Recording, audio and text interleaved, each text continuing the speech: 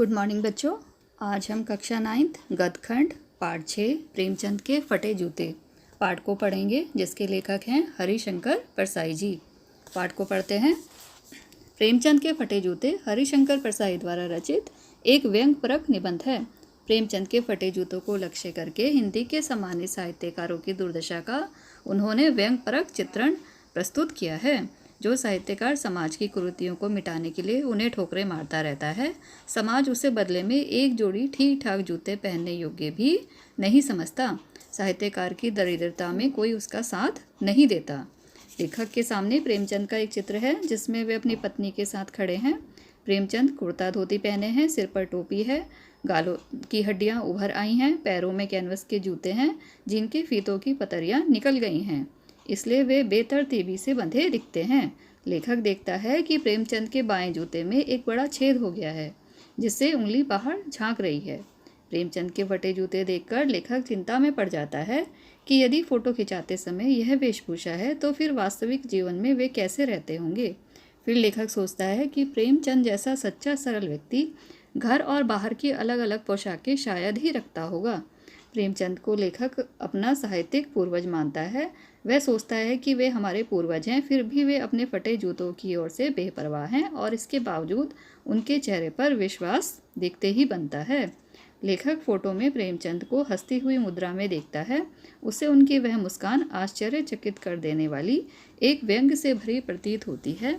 लेखक सोचता है कि क्या इसका कोई कारण हो सकता है जो प्रेमचंद ने फटे जूते पहने ही फोटो खिंचवा ली। फिर वह सोचता है कि शायद पत्नी का आग्रह रहा हो।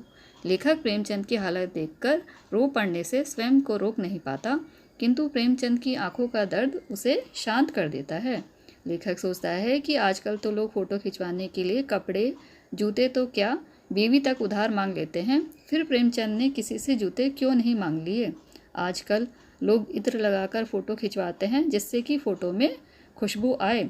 गंदे आदमियों की फ़ोटो में भी खुशबू आती है। लेखक प्रेमचंद का फटा जूता देखकर बार बार मन गलानी से भर उठता है। लेखक कहता है कि मेरा जूता भी तले की ओर से कुछ घिस गया है, फिर भी प्रेमचंद के जूते से तो बेहतर ही है, क्योंकि वह ऊपर से पूरी तरह सलामत है। वह ऊपरी पर्दे का भेद जानता है, इसलिए वह उंगली को बाहर नहीं निकलने देता। लेखक कहता है कि प्रेमचंद की तरह सीधेपन में वह फटे जूते पहनकर फोटो तो बिल्कुल भी नहीं खिंचवा सकता। लेखक सोचता है कि प्रेमचंद की मुस्कान में छिपा व्यंग और रहस्य क्या है।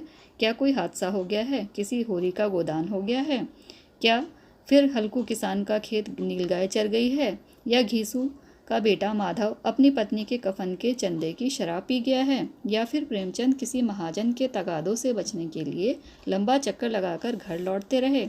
याद आया, भक्त कवि कुंभन दास का जूता भी तो फतेहपुर सीकरी आने जाने में घिस गया था। लेखक को बोध होता है कि प्रेमचंद शायद जीवन भर किसी कठोर चीज को ठोकर मारते रहे हैं। वे रास्ते में खड़े टीले से बचकर निकलने के बजाय उस पर जूते से ठोकरें मारते रहे हैं। वे समझौता नहीं कर सके।